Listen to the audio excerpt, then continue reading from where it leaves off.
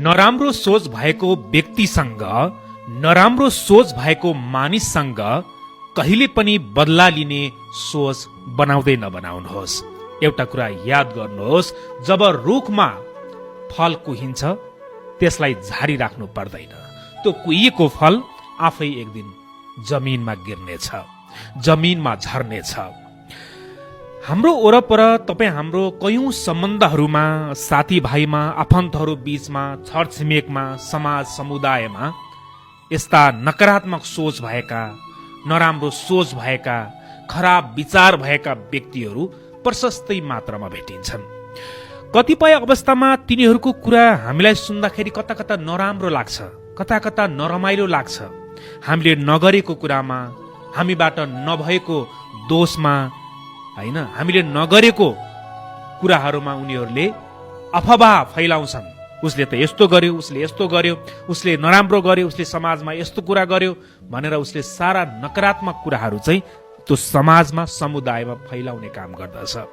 त्यति बेला हामीलाई यो मन हो, हैन, गल्ती नगर्दा कसैले तपाईलाई केही भन्यो भने नराम्रो लाग्छ लाग्दैन भन्नुहोस् त? तपाईले कसैलाई असर हुने कामै गर्नु भएको छैन, तर कसैले तपाईलाई त्यसको चाहिँ दोष लगायो भने, हैन, त्यो कुराले तपाईलाई त काहीँ न काहीँ त दुखाउँछ नि। हेर्नुहोस्, मन भन्ने कुरा बडो कमजोर हुन्छ क्या। कहिलेकाहीँ आफूले गरेको गल्तीलाई कसैले गल्ती गर्यो भन्दा त सहन सकिन्छ, तर गल्ती बिना कसैले हामीप्रति नकारात्मक सोच राखेर हामीलाई जब व्यवहार गर्न थाल्छ तब असाध्यै नराम्रो लाग्छ, असाध्यै नरमाइलो लाग्छ। अझ यो आफ्नै मान्छेहरूको बीचमा यस्तो भयो भने झन् बडो दुःख लाग्छ है। आफ्नै मान्छेले किन नबुझ्या होला, मेरो नजिकको यति विश्वासिलो मान्छे भएर पनि मलाई किन यस्तो व्यवहार गरे होला, किन म प्रति यति नकारात्मक सोच राखे होला भन्ने खालको भावना अवश्य पनि आउने गर्दछ। म तपाईलाई के भन्छु भने जीवनमा सिधा बाटो हिँड्ने हो। हेर्नुहोस्, असल कर्म गर्ने हो, कसैलाई अहित हुने काम नगर्ने हो, कसैको जीवनमा नराम्रो प्रभाव हुने काम जीवनमा कहिले पनि नगर्नुहोस्। सही तरिकाले तपाईले सही कर्म गरेर आफ्नो सिधा बाटोमा हिँड्नुहुन्छ भने नकारात्मक व्यक्तिहरूले तपाईलाई जतिसुकै दोष लगाए पनि, जतिसुकै नराम्रो कुरा गरे पनि त्यस्तो कुरामा कहिले पनि अत्तालिनुहुन्न।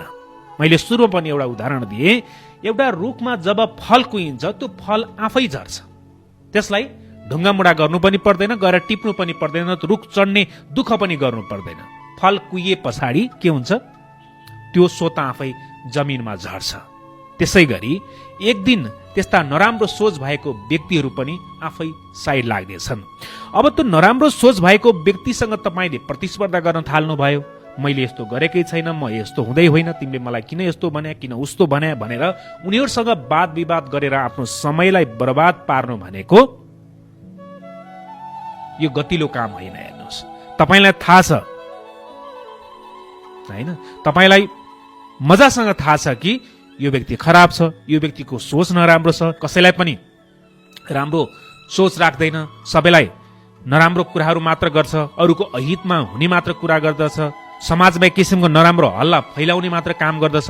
यो मान्छेको काम छैन। यो नराम्रो सोच भएको व्यक्ति हो भनी थाहा पाइसके पछाडि त्यो व्यक्तिसँग गएर झगडा गर्नु, त्यो व्यक्तिसँग गएर वाद विवाद गर्नु, त्यो व्यक्तिसँग गएर कुनै पनि कुरा गर्नुमा कुनै अर्थ हुन्छ जस्तो लाग्दैन। त्यसकारण मैले सबै भिडियोमा मैले भनिराखेको हुन्छु कि जीवनमा तपाईँ के हो तपाईँलाई भन्दा बढी अरू कसलाई थाहा छ, म के हो सबैभन्दा बढी त मलाई थाहा छ नि त।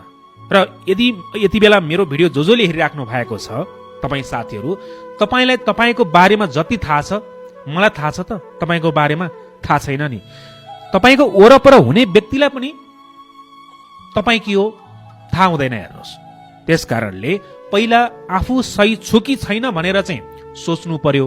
कसैले तपाईँलाई दोष लगाइराख्दाखेरि, कसैले तपाईँलाई नकारात्मक सोचले, दृष्टिकोणले हेरिराख्दाखेरि तपाईँले आफूलाई सोध्नु पर्यो एउटा कुरा, म कस्तो मान्छे हो। यदि म मान्छे ठिक छु भने अब म यस्ता खराब व्यक्तिहरूको कुरामा लागेर किन समय बर्बाद गर्नु। यो त कुहिएको फल हो। नराम्रो सोच भएको व्यक्ति र कुहिएको फल बराबर हो है।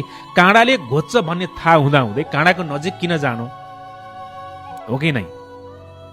त्यसकारणले म तपाईलाई अन्तिममा के भन्छु भने जीवनमा तपाईँ हाम्रो जीवनमा यस्ता नकारात्मक व्यक्तिहरू, नकारात्मक सोच भएका व्यक्तिहरू, यस्ता खराब विचार भएका व्यक्तिहरू प्रशस्तै मात्रामा भेटिन्छन्।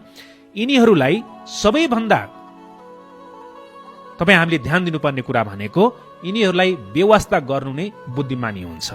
यिनीहरूको कुरामा ध्यान दिएर आफ्नो करियरलाई बर्बाद पार्ने काम पनि नगर्नुहोस्। यिनीहरूको कुरालाई लिएर चित्त दुखाउने काम पनि नगर्नुहोस्। बस आफ्नो कर्ममा अगाडि बढ्नुहोस्।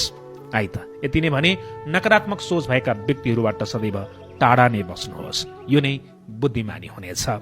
म तपाईँ सँगसँगै छु। म मनोज धमला। मेरो भिडियो तपाईँलाई कस्तो लागिराखेको छ? जस्तो लागिराखेको छ त्यस्तै प्रतिक्रिया दिनलाई नभुल्नुहोला।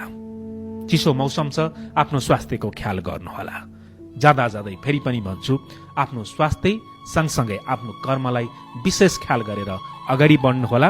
नकारात्मक सोच भएका व्यक्तिसँग टाढा बसेर आफूलाई कसरी हुन्छ सक्षम बनाउने प्रयत्न गरिराख्नुहोला। आजलाई बिदा हुन्छु। नमस्कार।